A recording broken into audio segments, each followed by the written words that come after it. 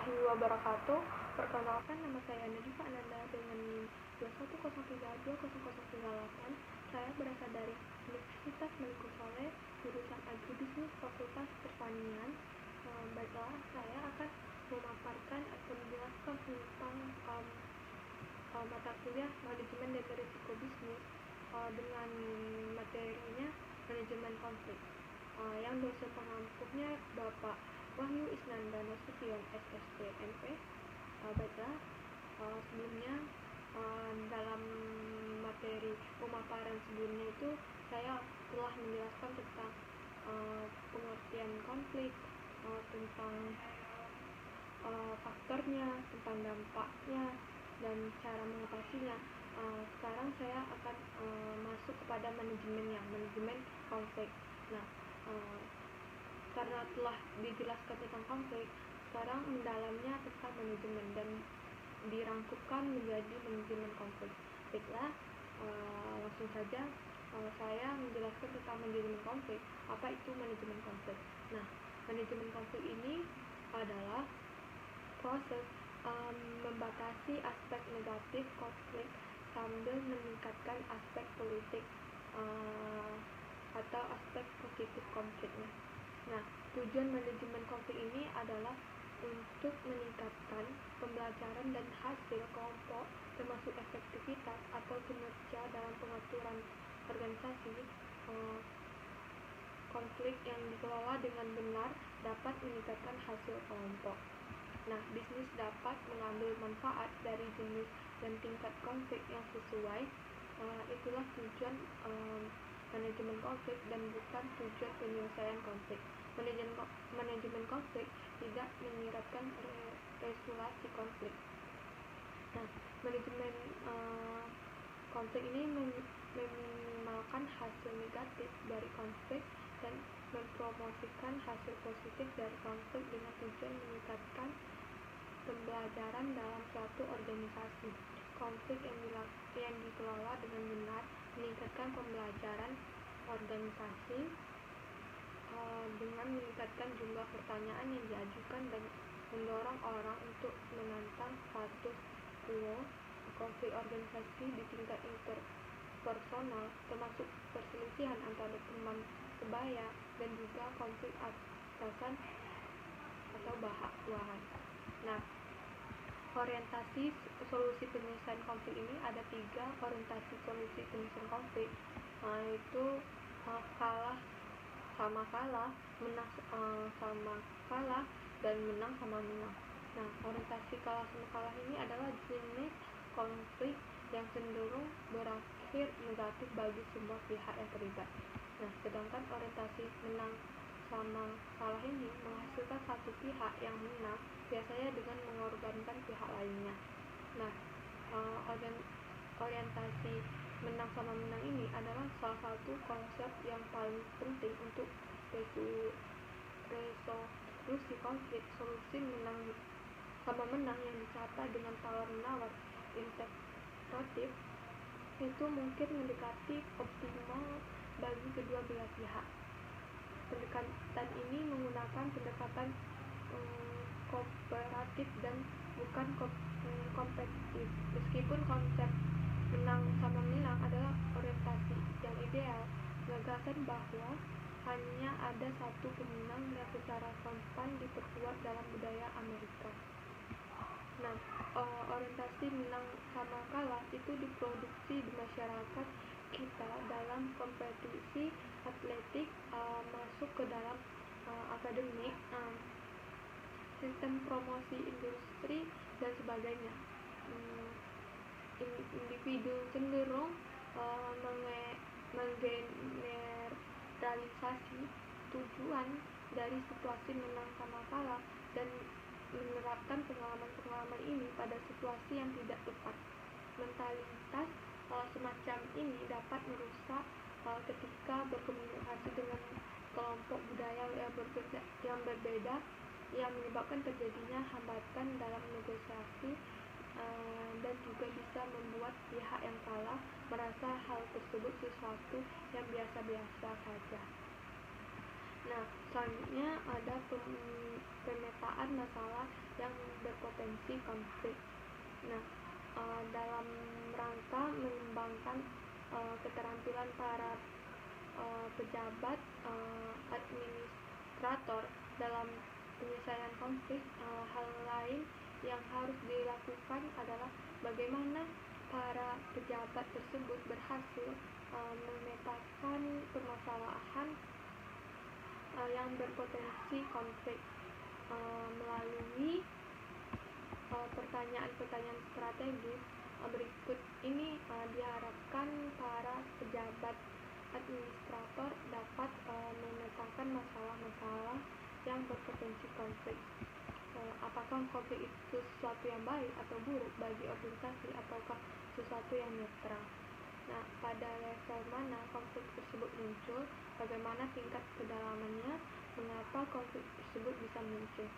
Nah, langkah selanjutnya dalam menyelesaikan permasalahan konflik adalah mengenali permasalahan konflik dengan memetakan jenis-jenis konfliknya terlebih dahulu dengan mengembangkan pertanyaan-pertanyaan seperti apakah konflik suatu sumber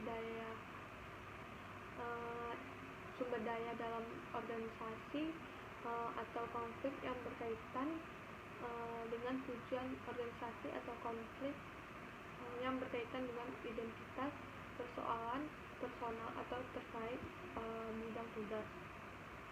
Nah, adapun teknik lain dalam mengidentifikasi akar permasalahan yaitu metode pemetaan masalah seperti DMAIC, yaitu langkah pertamanya dalam metode ini adalah mendefinisikan dan mengukur masalahnya melalui pertanyaan-pertanyaan yang dapat diajukan seperti apa yang ingin dilakukan untuk mencegah masalah yang berpotensi konflik, kapan dan di mana masalah itu terjadi, apa arti penting masalah bagi organisasi. Nah, ada juga ketika permasalahan yang ada sudah berhasil didefinisikan, maka penting untuk mencari tahu apa penyebab masalah dan pahami bagaimana masalah itu saling berhubungan satu sama lainnya. Kumpulkan sampel data yang terkait dengan masalah dan lakukan analisis root cause untuk mengidentifikasi alasan kenapa masalah itu muncul. Analisis ini akan membentuk dasar untuk menentukan solusi yang mampu mencegah terulangnya kembali masalah yang sama. Nah, improv ini melakukan tindakan pengecekan kembali terhadap permasalahan yang sudah didefinisikan dan diukur. Nah, kontrol melakukan tindakan kontrol dan mencegah potensi permasalahan yang akan terjadi di kemudian hari. Nah, teknik atau alat lain yang juga dapat dipakai untuk menganalisis masalah diantaranya adalah cause and effect diagram atau biasa juga disebut fishbone atau Ishikawa Paul. Ini akan lebih efektif jika dilakukan secara bersama atau tim. Nah, perumusan masalah konflik ini setelah permasalahan konflik dipetakan, maka tahapan selanjutnya adalah bagaimana para pejabat administrator tersebut merumuskan masalah konflik dengan menyimpulkan jenis dan sumber-sumber konfliknya serta bagaimana menentukan prioritas cara penyelesaiannya. Pastikan dalam perumusan masalah bermakna pernyataan negatif, contohnya rendahnya kepedulian pegawai dikarenakan perbedaan perhatian oleh pimpinan, perseteruan atau berkesinambungan pasca suatu rapat kerja sehingga membuat suasana kerja kurang kondusif, pembagian kerja yang tidak merata sehingga membuat pegawai menjadi tidak peduli terhadap kegiatan unit, komunikasi yang tidak lancar di unit kerja sehingga menimbulkan kecurigaan dan ketidakpercayaan antara pimpinan dan staf, ketimpangan distribusi kewenangan antar pejabat pengawas menyebabkan lingkungan kerja tidak kondusif. Nah, ada skala prioritas konflik ini. Konflik dalam organisasi berbagai macam ragamnya, mulai antara individu sampai melibatkan kelompok dan organisasi. Pada prinsipnya, konflik yang terjadi dalam organisasi harus dituntaskan, namun untuk mengelola dibutuhkan tingkat selektivitas yang tinggi dalam menyeleksinya. Konflik mana saja yang harus diselesaikan secara segera dan membutuhkan penanganan secepatnya. Hal ini mengingat keterbatasan waktu dan sumber daya yang dimiliki oleh pejabat administrator. Banyak teknik yang digunakan oleh seseorang dalam membuat prioritas konflik yang harus diselesaikan, diantaranya dengan mengembangkan metode-metode penentuan prioritas berdasarkan magnitude, yaitu magnitude masalah menunjukkan beberapa banyak orang di sekitar organisasi atau unit organisasi yang terkena masalah akibat dari konflik tersebut. Dan ada juga severity, adalah besar kerugian yang ditimbulkan. Nah, ada juga vulnerability, itu menunjukkan sejauh mana tersedianya many material, metode, dan teknologi yang efektif untuk mengatasi konflik. Vulnerability ini juga bisa dinilai dari tersedianya infrastruktur untuk mengatasi konflik tersebut, ketersediaan tenaga ahli dan peralatan. Nah, ada juga community, ini adalah kepedulian atau dukungan politis dan dukungan publik. Dalam hal ini rekan-rekan kerja dan lingkungan unit Anda. Nah, selanjutnya ada affordability, menunjukkan ada tidaknya ketersediaan data atau informasi. Untuk pembobotan masing-masing kriteria diberi skor dengan nilai ordinal. Misalnya antara angka 1 yang dinyatakan atau menyatakan terendah sampai angka 5 yang menyatakan tertinggi. Setelah diberi skor masing-masing prioritas konflik dihitung, nilai skor akhirnya yaitu perkalian antara nilai skor masing-masing kriteria untuk prioritas tersebut. Nah, selanjutnya itu tentang penyelesaian konflik. Nah, menurut Nick Holson mencatat bahwa konflik selesai ketika inkonsistensi antara keinginan dan tindakan para pihak telah diselesaikan. Ada jenis penyelesaian konflik ini. Yang pertama itu negosiasi. Negosiasi adalah bagian penting dari resolusi konflik, dan setiap upaya negosiasi yang mencoba menggabungkan konflik positif sejak awal harus berhati-hati untuk tidak membiarkannya menjadi menurun dan menjadi konflik negatif. Perlu dibangun suatu sistem komunikasi yang dapat digunakan untuk meningkatkan komunikasi antara atasan dan bawahan yang sangat bermanfaat sebagai model mediasi alternatif yang dapat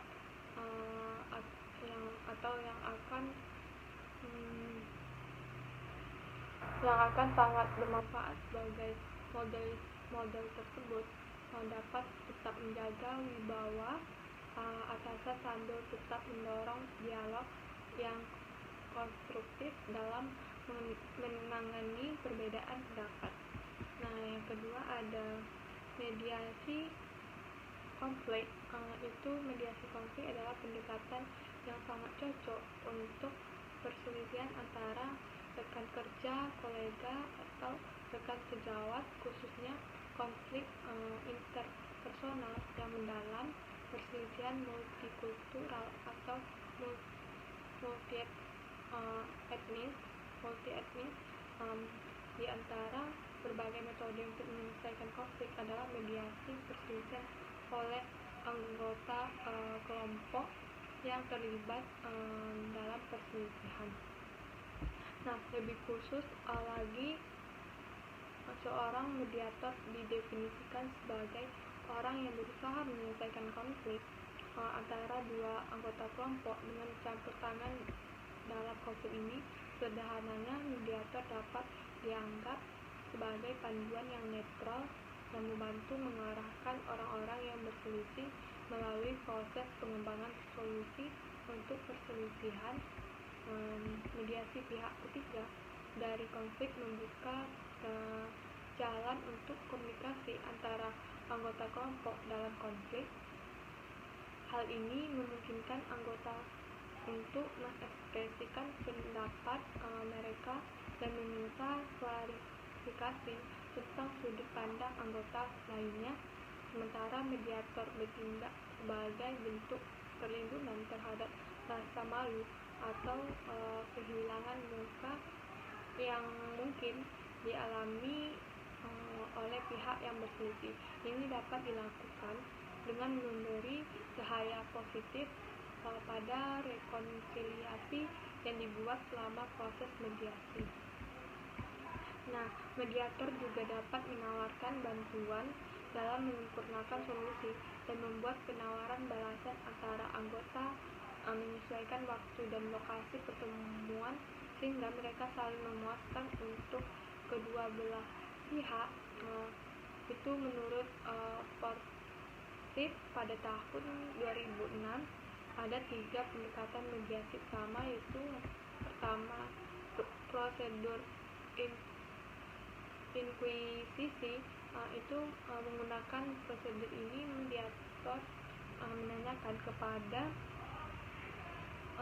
masing-masing pihak yang berselisih serangkaian pertanyaan, mempertimbangkan 2 rangkaian tanggapan dan kemudian memilih dan memaksakan solusi wajib pada para anggota.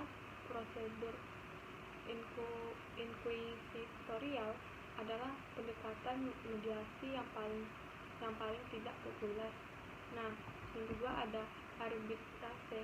Itu di sini mediasi melibatkan 2 pihak yang berselisih menjelaskan argumen mereka kepada mediator dan menciptakan solusi berdasarkan argumen yang disajikan.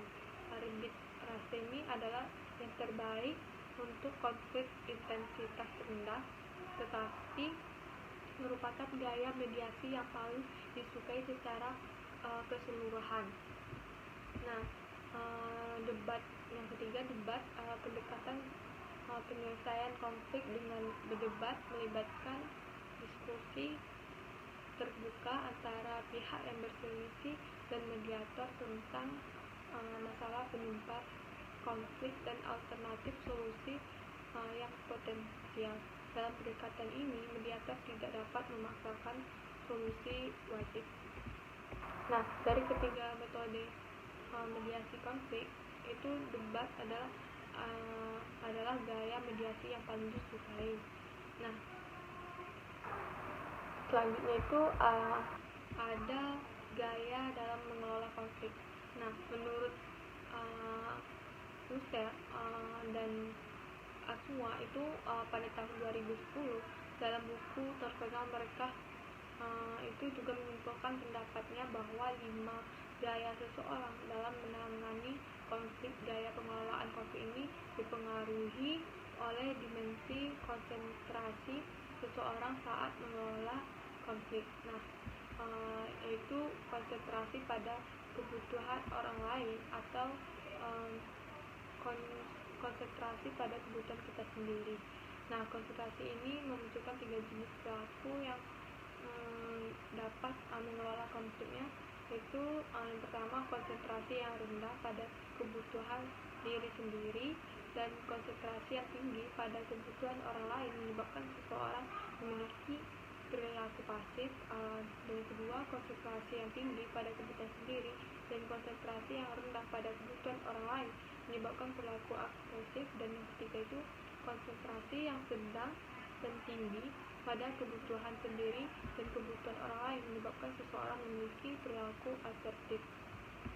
Nah, selanjutnya menurut Luster dan Aswan ini, gaya mengelola konflik seseorang dipengaruhi oleh kepribadian dan gaya kepemimpinan seseorang, dan tidak ada gaya pengelolaan konflik yang paling baik untuk semua situasi. Artinya seorang pemimpin harus memilih gaya yang sesuai dengan kebutuhan dan konteks yang dihadapi. Nah,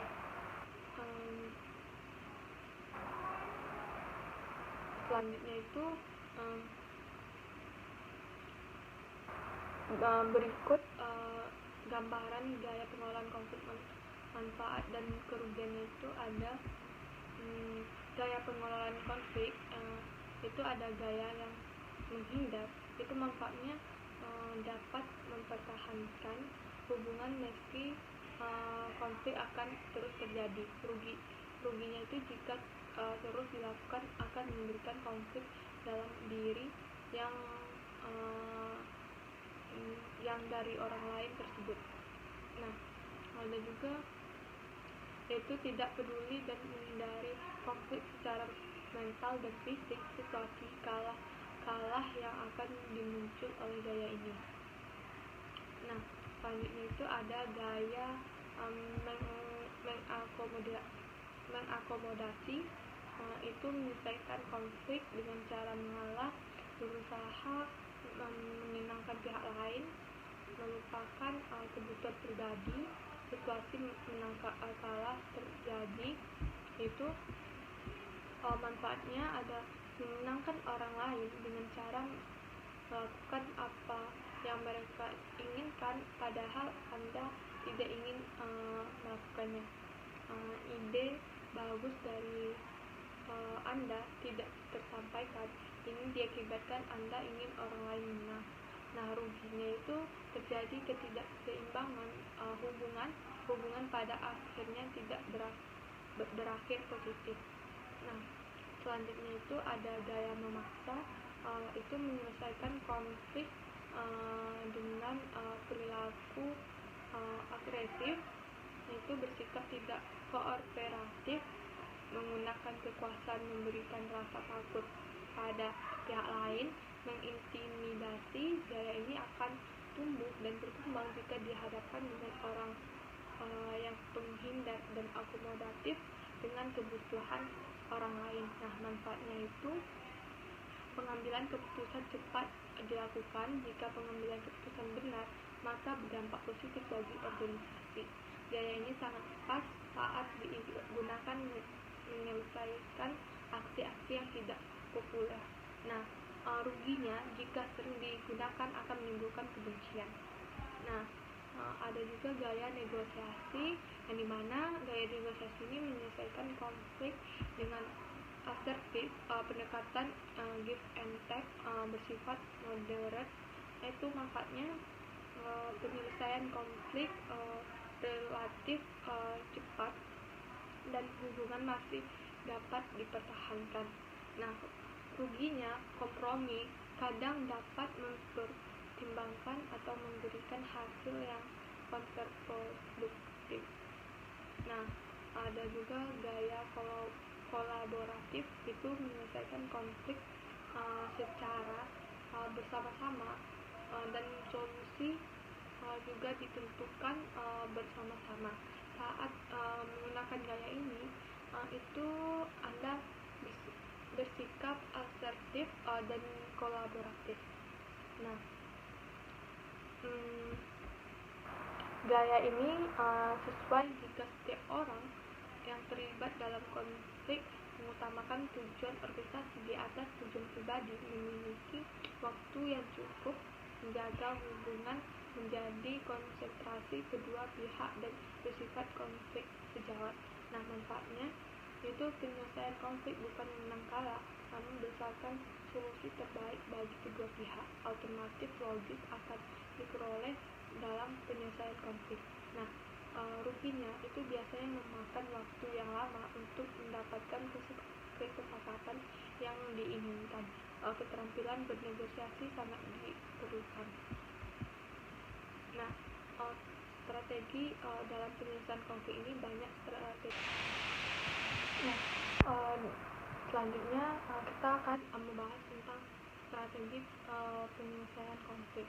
Nah, strategi penyelesaian konflik ini banyak strategi yang bisa dikembangkan oleh pejabat administrator untuk menyelesaikan konflik dalam organisasi. Nah, mulai dari penyelesaian langsung oleh pejabat administrator itu sampai kepada menggunakan pihak ketiga. Nah, ada strategi ini digunakan apabila permasalahan konflik yang terjadi dalam organisasi terkait dengan hal yang sangat teknis seperti konflik akan data atau informasi yang bisa antara pejabat yang berada di bawahnya atau antar konflik distribusi pekerjaan yang tidak merata antara staf. Nah, konflik seperti ini sebaiknya dapat diselesaikan langsung oleh pejabat administrator dengan mengecek kekurangan data lalu berusaha untuk dikomunikasikan dan bernegosiasi dengan berbagai pihak yang berselisih agar cepat atau agar dicapai kesepakatan antar kedua belah pihak yang berkonflik. Nah, ada beberapa keterampilan yang diperlukan oleh pejabat administrator dalam menyelesaikan konflik dengan metode negosiasi ini, yaitu para pejabat dan administrator harus banyak mendengar terlebih dahulu dari pihak yang berkonflik, menjaga hubungan yang baik antara kedua belah pihak yang berkonflik. Nah, ada juga jangan terlibat secara emosional terhadap pihak yang berkonflik. Nah,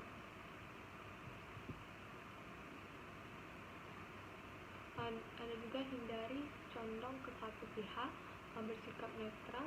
Menurut Neil dan Kevin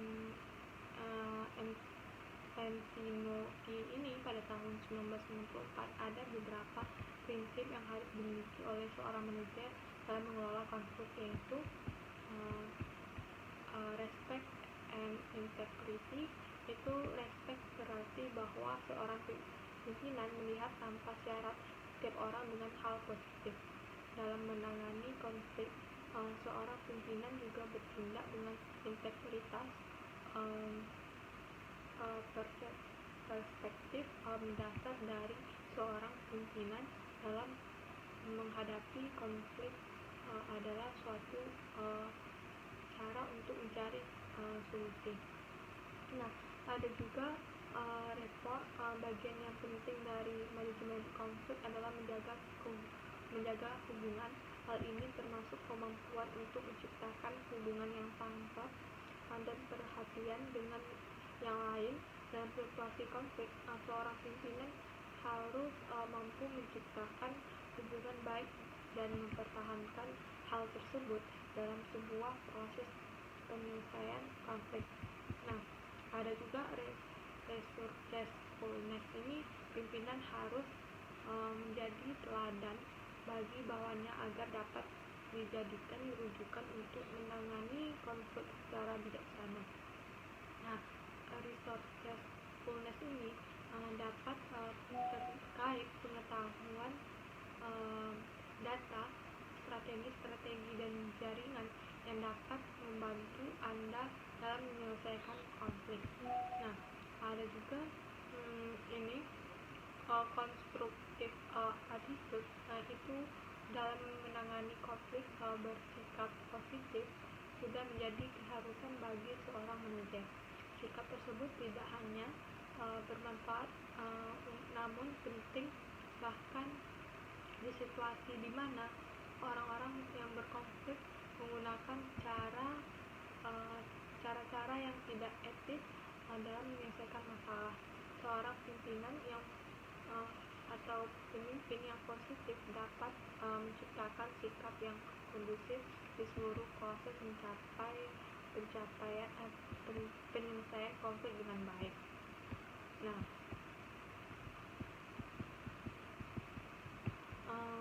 selanjutnya itu dari direct intervention through compensation agreement, itu biasa saja pejabat administrator langsung terlibat dalam penyelesaian konflik dapat mencapai kesepakatan kedua belah pihak dengan menerapkan kompensasi.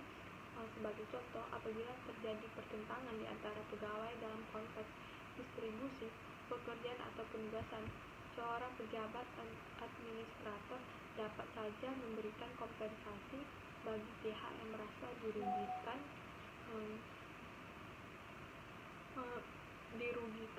karena tidak mendapat porsi penugasan. Dia dapat melakukannya dengan menambahkan beban tanggung jawab, namun diberi peluang untuk menangani pekerjaan yang sesuai dengan keahliannya. Nah, ada juga third party mediation, itu apabila seseorang pejabat administrator ini tidak dapat menyelesaikan konflik dengan baik dalam unit organisasinya, maka cara lain yang dapat ditempuh dalam menyelesaikan konflik adalah dengan mengundang pihak ketiga yang berfungsi sebagai mediator atau arbitrator. Itu orang yang ditunjuk sebagai mediator harus mempunyai keahlian profesional dalam menyelesaikan konflik. Nah, pihak ketiga itu adalah pihak yang netral, bisa berbentuk konsultan psikologi atau konsultan hukum, atau bahkan bisa melibatkan pengadilan tata usaha negara sekalipun. Nah, instrumen penanganan konflik ini sebagaimana dijelaskan di atas, konflik tidak menyenangkan tetapi kadang-kadang tak terhindarkan dalam bisnis, tapi 5 pendekatan ini dapat membantu mengatasi. Oleh karena itu, perlu dikenali karakteristik konflik dan gaya seseorang dalam mengelola konflik, sehingga kita dapat bersiap diri dan menentukan strategi pengelolaan konflik yang tidak dikelola atau tidak dikelola dengan baik menghasilkan kerusakan kepercayaan dan kehilangan produktivitas. Nah, seorang pimpinan akan selalu terekspos dengan beragam konflik, baik yang bersifat fungsional maupun disfungsional, itu untuk bisnis kecil, di mana kesuksesan sering bergantung pada kohesi beberapa orang.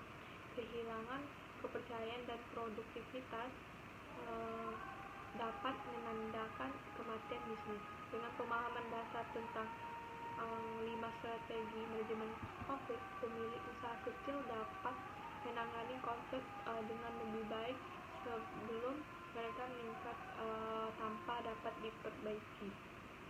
Nah, resolusi konflik mencakup berbagai hal seperti pengurangan, penghapusan atau penghentian semua bentuk dan jenis konflik. Nah, menurut Thomas Kilmann ini mengidentifikasi penanganan konflik yang terdiri dari 5 gaya yang didasarkan pada 2 dimensi, ketegasan dan kerjasama. Ketegasan itu adalah motivasi individu untuk mencapai tujuan dan hasil, sementara kerjasama menilai kesediaan untuk membantu pihak lain untuk mencapai tujuan atau hasil. Salah satu gaya dari 5 penyelesaian konflik mungkin tepat berdasarkan keadaan, situasi, dan kepribadian dari individu yang terlibat. Nah, 5 gaya penyelesaian konflik gaya Thomas Kilmann dapat diuraikan itu sebagai berikut. Ada akomodatif, yaitu strategi akomodatif itu pada dasarnya mencangkup memberikan pihak lawan pada apa yang diinginkannya. Penggunaan akomodasi sering terjadi ketika salah satu pihak berkeinginan untuk menjaga perdamaian atau menganggap masalah ini sebagai hal yang sepele. Sebagai contoh, sebuah bisnis yang membutuhkan pakaian formal dapat melembagakan kebijakan Jumat kasual sebagai cara yang berisiko rendah untuk menjaga perdamaian dengan pangkat dan arsip. Namun karyawan yang menggunakan akomodasi sebagai strategi manajemen konflik utama dapat melacak dan mengembangkan kebencian. Nah, yang kedua ada menghindari, itu strategi penghindaran berusaha untuk menunda konflik tanpa batas, itu dengan menunda atau mengabaikan konflik, menghindar berharap masalah terselesaikan dengan sendirinya tanpa konfrontasi. Itu mereka yang secara aktif menghindari konflik, memiliki harga rendah atau memegang posisi kekuasaan rendah. Dalam beberapa keadaan, menghindar dapat berfungsi sebagai strategi manajemen konflik yang menguntungkan. Nah, seperti setelah pemecatan karyawan yang populer tetapi tidak produktif, mempekerjakan pengganti yang lebih produktif untuk posisi itu menenangkan banyak konflik. Nah, yang ketiga ada berkolaborasi. Kolaborasi bekerja dengan mengintegrasikan ide-ide yang ditetapkan oleh banyak orang. Tujuannya adalah untuk menemukan solusi kreatif yang dapat diterima oleh semua orang. Kolaborasi meskipun bermanfaat membutuhkan komitmen waktu yang signifikan yang tidak sesuai dengan atau untuk semua konflik. Sebagai contoh, seorang pemilik bisnis harus bekerja secara kolaboratif dengan manajer untuk membuat kebijakan, tetapi pengambilan keputusan secara kolaboratif mengenai persediaan kantor menghabiskan waktu yang lebih baik untuk kegiatan lain. Nah, yang keempat, berkompromi. Strategi kompromi biasanya meminta kedua belah pihak dari konflik untuk melepaskan unsur-unsur posisi mereka untuk membangun solusi yang dapat diterima. Jika tidak disetujui, strategi ini paling sering terjadi dalam konflik di mana para pihak memegang kekuatan yang relatif setara.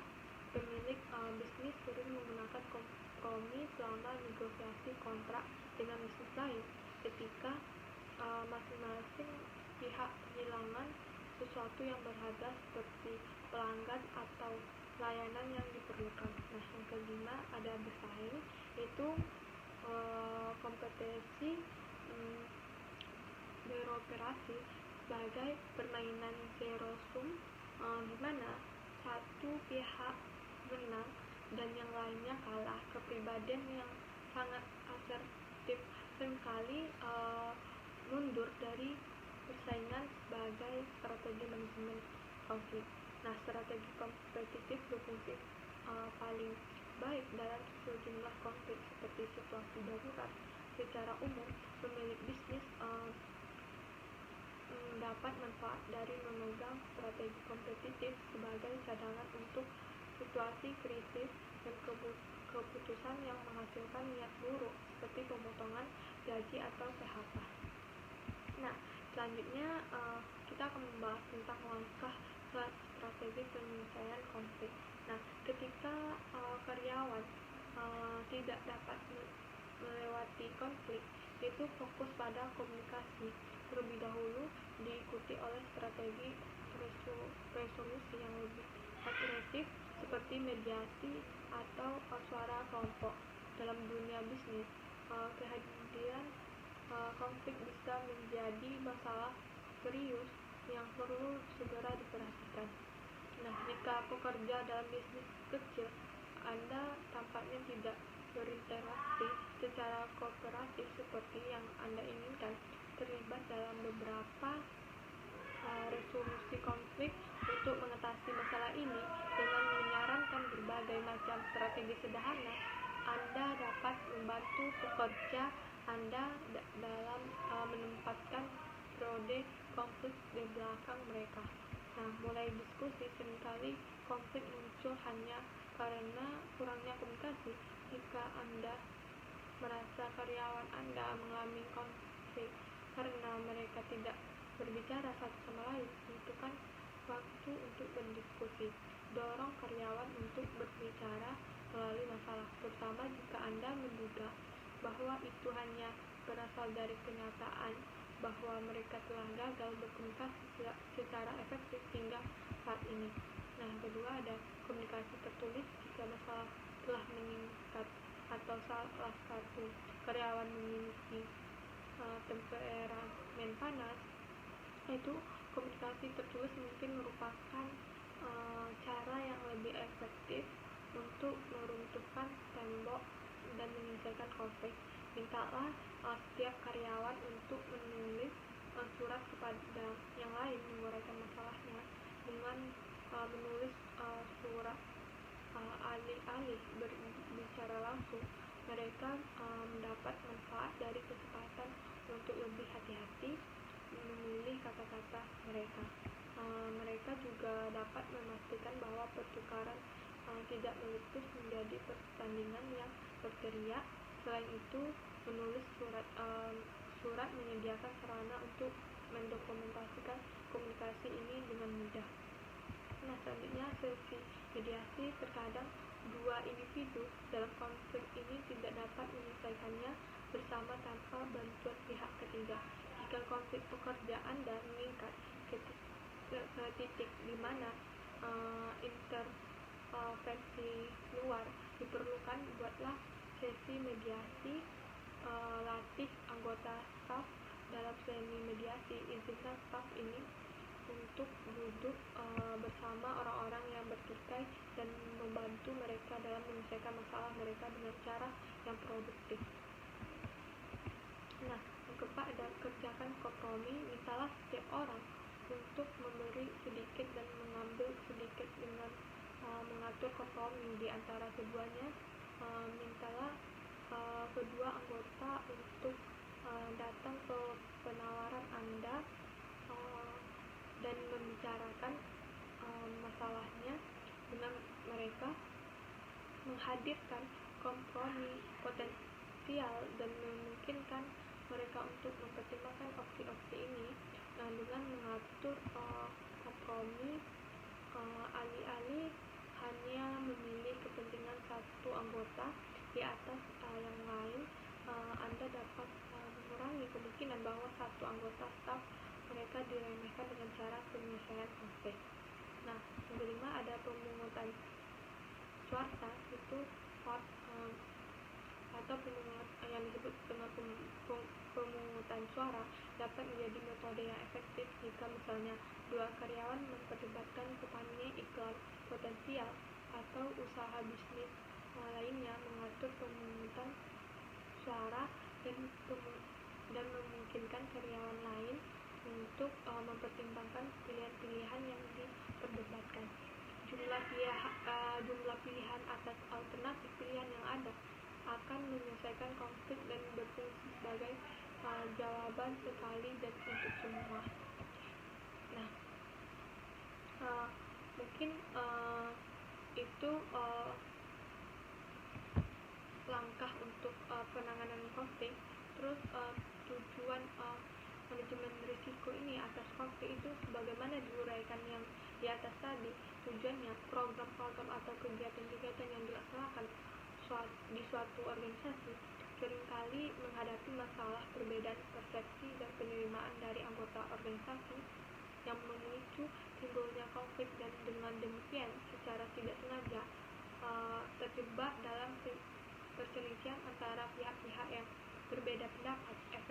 Efek negatif ini dapat mencakup risiko terhadap personil organisasi dan penerima manfaat dari organisasi, serta biaya yang dikeluarkan serta pencapaian atas tujuan organisasi. Dalam konteks ini, manajemen risiko atas konflik adalah proses yang ditujukan untuk mengidentifikasi dan memantau risiko yang berbeda serta antisipasi terhadap dampak yang pada tingkat yang berbeda menjadikannya lebih transparan dan dapat dikenali dan direfleksikan oleh manajemen dan pegawai, yaitu identifikasi penyesuaian dan tindakan yang diperlukan strategis, personal, dan operasional untuk mengurangi risiko sampai tingkat yang dapat diterima melalui pengurangan ancaman dan kerentanan, membangun struktur implementasi yang tepat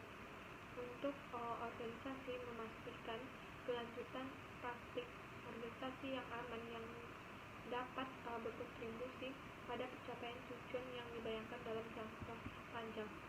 Mungkin hanya itu yang dapat saya paparkan tentang manajemen konflik.